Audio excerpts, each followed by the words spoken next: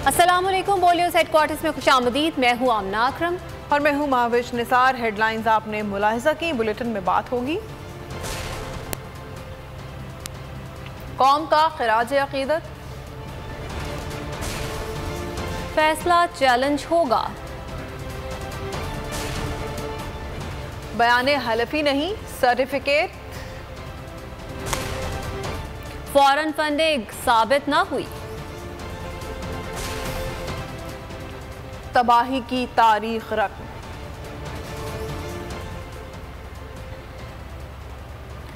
बलूचिस्तान में पाक फौज के लापता हेलीकॉप्टर का मलबा विंदरगोट लसबेला के करीब से मिल गया। ISPR ने हादसे में core commander lieutenant general Sarfaraz Ali समेत तमाम 6 अफराद की शहादत की तस्दीक कर दी। ISPR के मुताबिक हेलीकॉप्टर फ्लड रिलीफ ऑपरेशन पर मामूर था। इब्तदाई तहकीकात के मुताबिक हादसा खराब मौसम के बायस पेश आया।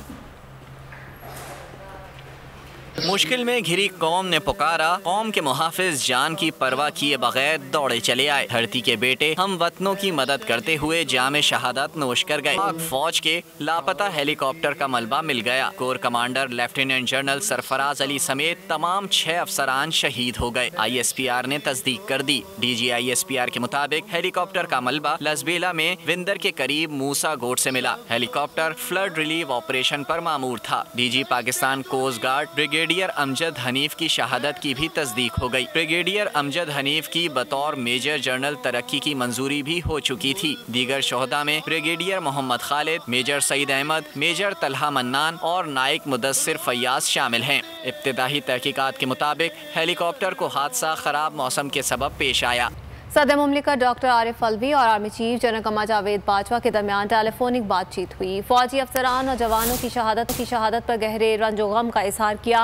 Army chief general Qamar Javed Bajwa ने कहा, इमदादी सरगर्मियों के दौरान खराब मौसम की वजह से हद निगाह कम हुई, जिसकी वजह से हेलीकॉप्टर को हादसा दरपेश आया। सदर मुमलिकत आरिफ अलवी का आर्मी चीफ को टेलीफोन। बलूचिस्तान में पाक फौज के शोहदा को खिराज अकीदत। टेलीफोनिक गुफ्तगू में आर्मी चीफ ने कहा, तमाम फौजी अफसरान और जवान जामे शहादत नोश कर चुके हैं। हेलीकॉप्टर का मलबा हासिल कर लिया गया है।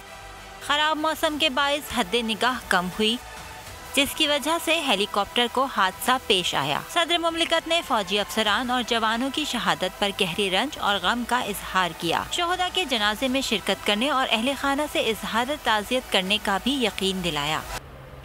बलूचिस्तान में आर्मी हेलीकॉप्टर हादसे ने पाक फौज के 6 बहादुर सपूतों को धरती से छीन लिया। शहीद होने वाले कोर कमांडर सरफराज अली का ताल्लुक आज़ाद कश्मीर रेजिमेंट से था। वो IGFC बलूचिस्तान समेत अहम ओहदों पर फाइज रह चुके हैं। दाखिली दुश्मनों के खिलाफ जंग के अहम सिपाही, पाकिस्तान आर्मी की 12वीं कोर के कमांडर, आखिरी सांस तक पाकिस्तान की खिदमत पर मामूर रहे। लेफ्टिनेंट जनरल सरफराज अली का ताल्लुक पाकिस्तान फौज की 6 आज़ाद कश्मीर रेजिमेंट से था। लेफ्टिनेंट जनरल सरफराज ने अपनी पेशा वाराना जिंदगी का बड़ा हिस्सा मुल्क की दाखिली दुश्मनों से निजात दिलाने के लिए वक्फ किया था। शहीद lieutenant general Sarfaraz Ali core commander Quetta तैनाती से कबल बलूचिस्तान में ही IGFC और स्टाफ कॉलेज कोयटा के कमांडेंट के तौर पर फराइज सर अंजाम देते रहे। शहीद मिलिट्री इंटेलिजेंस के सरबरा, ट्रिपल विन ब्रिगेडियर के कमांडर और अमरीकी दारुल हुकूमत वाशिंगटन में पाकिस्तानी सिफारत खाने में दिफाई अताशी के तौर पर भी अपने फराइज सर अंजाम दे चुके हैं। उन्हें नवंबर 2020 में लेफ्टिनेंट जनरल के ओहदे पर तरक्की मिलने के बाद कोर कमांडर कोयटा तैनात किया गया था।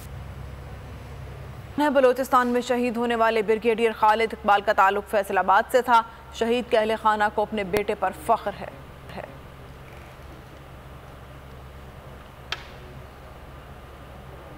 जब कोई जुदा होता है तो उसका सदमा अपनी जगह होता है, लेकिन एक इत्मीनान होता है कि हमारे खून ने इस मुल्क के लिए, इस धरती के लिए अपनी जान कुर्बान की। नेचुरली वो एक नेक मकसद के लिए ड्यूटी सर अंजाम दे रहे थे।